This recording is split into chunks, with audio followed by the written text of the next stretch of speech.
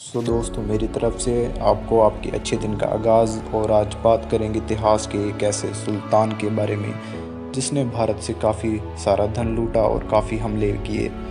जी हाँ, हम बात कर रहे हैं महमूद गजनवी के बारे में, जिसका जन्म 971 में अफ़गानिस्तान में हुआ और जिसने 998 से लेकर 1030 ईस्वी तक अपना राज किया। शुरू करते हैं, कुछ महत्वपूर्ण पॉइंट्स कवर करते हैं। स्पुक्दीन की मौत के बाद उसके बड़े बेटे इस्माइल को राजा बनाया गया। स्पुक्दीन का जो छोटा बेटा महमूद था, उसने इस्माइल को बंदी बना लिया और गद्दी खुद प्राप्त कर ली। गद्दी के ऊपर बैठने के बाद उसकी मुलाकात खलीफा से हुई। खलीफा जो मुस्लिमों के धार्मिक नेता होते हैं। उसने खलीफा अल-कादर बिल्ला से 2 पदवियाँ प्राप्त की। पहली अमीन उद-दौला की, जो साम्राज्य का दाहिना हाथ होता है, और दूसरी अमीन उद-मिलाक की, जो मुस्लिमों के रक्षक होते हैं। इसके बाद वो काफ़ी ज़्यादा मशहूर हुआ और उसकी जो जर्नी थी वो शुरू हुई। 27 जनवरी 1001 ईस्वी को पेशावर के नज़दीक महमूद ने एक छावनी बनाई, जहाँ पे उसका जो युद्ध था वो जयपाल के साथ हुआ। जयपाल के पास 12,000 घोड़सवार, 30,000 के करीब पैदल सैनिक और 300 के करीब हाथी थे। महमूद के पास 15,000 चुनिंदे घोड़सवार थे। घमासान की जंग हुई और वहाँ पे जयपाल और उसके पुत्र और पोतरों की हार हो गई। जयपाल ने महमूद को 2.5 लाख किनार और 25 हाथियों का हर्जाना दिया और उनके साथ संधि कर ली। सिंध दरिया से पार उसका राज कर रहा जयपाल का पुत्र महमूद के साथ उसने अलग से एक समझौता कर लिया। ये बात जानकर जयपाल काफ़ी निराश हुआ और उसने खुदकुशी कर ली। बात करेंगे 1002 और 1003 ईस्वी के टाइम पीरियड के बीच में। सिस्तान विरुद्ध महमूद ने अपनी जो कार्रवाइयाँ थी, अपनी लड़ाइयाँ थी, वो चल रही थी। 1004 ईस्वी में झेलम दरिया से पश्चिम की तरफ भेरा नगर था, वहाँ पे उसने चढ़ाई की और पेशावर के बांग भेरा भी एक महत्वपूर्ण शहर था। वहाँ का जो राजा था उसने पहले ही हार मान ली और खुदकुशी कर ली। वहाँ पे बीजा राय नाम के एक राजे का शासन हुआ करता था। वो इलाका भी अब महमूद के अंडर आ गया। वहाँ पे भी उसने अपना राज करना शुरू कर दिया। 1005 में महमूद ने मुल्तान के ऊपर हमला किया, क्योंकि मुल्तान के जो राजा अबुल फतेह दाऊद थे, उन्होंने भेरा के राजा के साथ मिलकर महमूद को हराने का यत्न किया था। 7 दिनों के युद्ध के पीछे से दाऊद हार गया और महमूद ने मुल्तान के किले के ऊपर कब्जा कर लिया। महमूद ने वहाँ से लोगों से 2 करोड़ रुपए के करीब जो धनराशि थी वो लूटी। अनेक मुसलमान भी वहाँ पे मारे गए। इसके बाद बात करते हैं कि गजनवी साम्राज्य और पंजाब की जो स्थायी संपर्क वहाँ पे कायम करने के लिए महमूद ने मुल्तान से वापस लौटते ही हिंद के जो मामले थे उसका प्रबंध आनंदपाल के जो पुत्र सुखपाल थे उसके सुपुर्द कर दिया। सुखपाल ने भी इस्लाम कबूल कर लिया था और महमूद ने उसको भेरा में तैनात किया। जो भेरा था वो पूरब की तरफ स्थित था, जो सिंध दरिया था उसकी पूरब की तरफ स्थित था। और जो सुखपाल था उसने जल्दी ही महमूद के विरुद्ध एक बगावत कर दी और अपना जो धर्म था वो त्याग कर दिया। इस घटना की खबर सुनते ही महमूद ने 1007 ईस्वी को उसके जो पास उसकी तरफ चढ़ाई की और जल्दी ही उसको आकर बंदी बना लिया गया। इसके बाद बात करते हैं 1008 ईस्वी में जब महमूद और अनंतपाल की जो मित्रता थी वो ख़त्म हो गई, क्योंकि अनंतपाल ने महमूद की जो मुल्तान की जीत थी उसके बीच विघ्न डालने का जो उसने यत्न किया था। महमूद ने 31 दिसंबर 1008 ईस्वी को सिंध को पार किया और ऊहिद नाम के स्थान के नज़दीक शाही जो सेना थी अनंतपाल के जो पुत्र थे उसके साथ मुकाबला हुआ। पुत्र का नाम ब्राह्मणपाल था। उसके बाद रणभूमि में बहुत खून खराबा हुआ। जो वहाँ के सैनिक थे वो वहाँ से मैदान छोड़कर भाग गए और पहाड़ों की तरफ निकल गए और महमूद उनका पीछा करता हुआ नगरकोट जा कांगड़ा के मशहूर दुर्ग जा किले तक पहुँच गया। इसी तरह कांगड़ा की जो हार अब ये शुरू होती है। सदियों से श्रद्धालु नगरकोट जो मंदिर था वहाँ पे उसकी पूजा करते हुए कीमती जो चीज़ें होती थी वो भेंट करते थे। महमूद ने दुर्ग मंदिर के अंदर दाखिल हुआ और वहाँ से बहुत सारा खजाना बटोर लिया, जिसमें 7 करोड़ जो मोहरी सिक्के थे वो लूटे। 17,000 के करीब जो मन थे सोने के, जो हीरे थे, चांदियों की टुकड़ियाँ और 30 गज लंबा और 10 और 15 इंच चौड़ा चांदी का घर बना हुआ छोटा सा, और वो भी वहाँ से लूटा गया। अनगिनत मतलब बहुत सारी जो पोशाकें थी, बहुत सारा माल वहाँ से लूटा गया।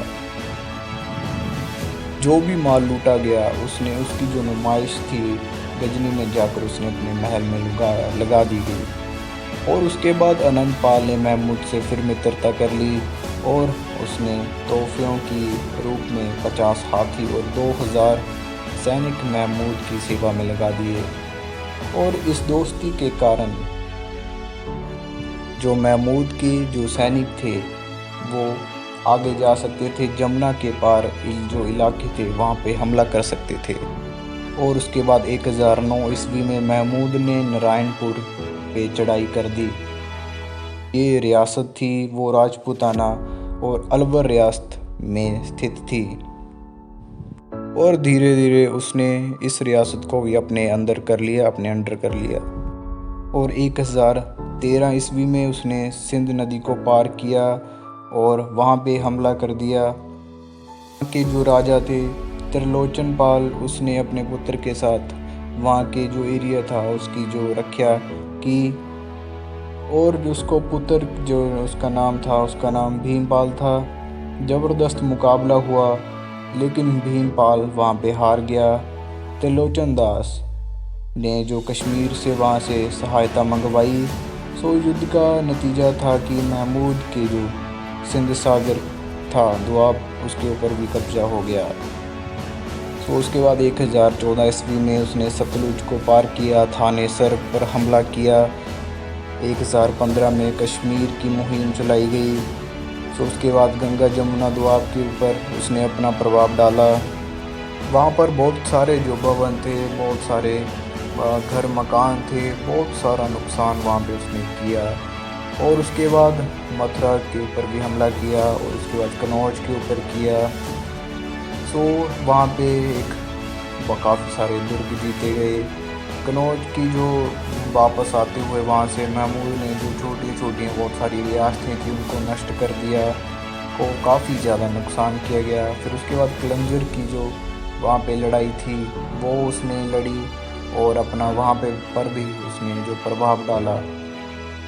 और उसके बाद पंजाब में उसने अपनी स्थिति और मजबूत करने के लिए लोकोट और वहाँ पे कश्मीर के ऊपर फिर हमला किया। और उसको जीतने के बाद वो 1023 में फिर गजनी चला गया। इसके बाद फिर वो वापस उसने हमले शुरू किए और खुरासन में अपनी स्थिति वो वहाँ पे मजबूत की। फिर गुजरात की तरफ वो बढ़ा और अक्टूबर 1025 ईस्वी में विशाल फौज के साथ जैसलमेर, अनहिलवाड़ा, मुंडेर और देवलवाड़ा को पार किया। और 6 जनवरी 1026 को वो सोमनाथ पहुंचा और सोमनाथ में वहाँ पे चालू किया कि वो अधीन था सारा शासन। और जो उसका राजा भीमदेव था वो राजधानी से तब फरार हुआ था और उसने वहाँ पे हमला किया। बहुत सारे लोग मारे गए, बहुत सारा नुकसान वहाँ पर भी हुआ। उसके बाद वो मंदिर के अंदर एंटर हुआ। वहाँ पे साधारण काफ़ी सारी चीज़ें थी और वहाँ पे एक शिवलिंग भी था, ऊपर एक चमकदार छत्र लगा हुआ था, बेशुमार हीरे चढ़े हुए थे। मंदिर के अंदर बहुत सारा खजाना, सोना चांदी, मूर्तियाँ, काफ़ी कुछ था। 200 मन जो सोना जंजीर, वहाँ पे एक घंटी थी, मतलब 1000 ब्राह्मण, 500 नाचियाँ, 200 संगीतकार, 300 नाई सेवा वहाँ पे सेवा करते थे। जो मंदिर की उस समय की आमदन थी वो 10,000 जो गांव थे वहाँ से आती थी। सो उसने मंदिर को नष्ट कर दिया, बहुत सारा धन वहाँ से लूटा, 2 करोड़ दिनार वहाँ से हासिल किए, उस समय के 2 करोड़ और आज के समय में काफ़ी ज़्यादा होंगे। सो कच्छ राही वो होता हुआ वापस चला गया। तो इस तरह वो फिर सिंध में पहुंचा, वहाँ पे मंसूरा की जो छावनी थी उसको तबाह कर दिया और आखिर महमूद 2 अप्रैल 1026 को फिर गजनी चला गया। महमूद का आखिरी जो हमला है वो जाट कबीलों के ऊपर माना जाता है कि जब गजनी वापस जा रहा था तो जाटों ने उनके ऊपर का हमला किया और कुछ न कुछ धन वहाँ से लूट लिया गजनी से। सो गजनी ने रणनीति बनाई और आखिरी हमला अपना उनके ऊपर किया गया। 1027 को वो मुल्तान पहुंचा, वहाँ पे 1400 किश्तियाँ का बेड़ा तैयार किया, हर किश्ती में हथियार गोले बारूद भरे हुए थे और जाट कबीले ने भी 4000 किश्तियों का प्रबंध किया। वहाँ पे मुकाबला हुआ लेकिन महमूद जीत गया और अनेकों परिवारों को कैद बनाकर गजनी ले गया। सो इस प्रकार महमूद ने भारत के ऊपर 16 हमले किए। उसके जीवन का जो संकल्प था वो पता करना आसान नहीं है। वो एशिया की एक मजबूत इकाई कायम करना चाहता था और भारत से उसको बहुत सारा दौलत, शक्तियाँ, बहुत मशहूरी प्राप्त हुई और महमूद ने भारत से बटोरे गए सैनिक हाथियों की नियमित स्थायी पेशावर सेना इख्तियार की और अपना जो साम्राज्य था उसकी सरहदें और बढ़ाता गया और इस प्रकार बहुत सारा धन लूटा। बहुत सारा इतिहास में सबसे बड़े जो कोई भी डाका, कोई भी डकैती हुई है सबसे ज़्यादा वो यही युद्ध थे, यही राजा था, इसके द्वारा की गई। भारत एक सोने की चिड़िया हुआ करती थी उस समय। सो जो भी राजा आता था पंजाब से एंटर होकर फिर भारत पे ऊपर हमला करता था। सो इस प्रकार फिर 1030 में उसकी मृत्यु हो गई क्योंकि वो जहाँ पर रहता था वो इतना डिप्रेशन में चला गया था उस समय में, क्योंकि सारा दिन वो धन दौलत को देखता रहता था, अपनी चारों तरफ धन दौलत, सोना पैसा, हीरे जवाहरात सब कुछ रखा हुआ था। उसको देख देख वो पागल हो गया। सो उसको डर भी था कि कोई आ ना जाए, लूट के ना ले जाए। सो उसको वो डिप्रेशन में चला गया और 1030 में उसकी मृत्यु हो गई। सो हम कह सकते हैं कि महमूद गजनवी का जो लक्ष्य था वो एक खुद को अमीर बनाना था और काफ़ी सारा धन लूटना था। और ये थी आज की कहानी। धन्यवाद।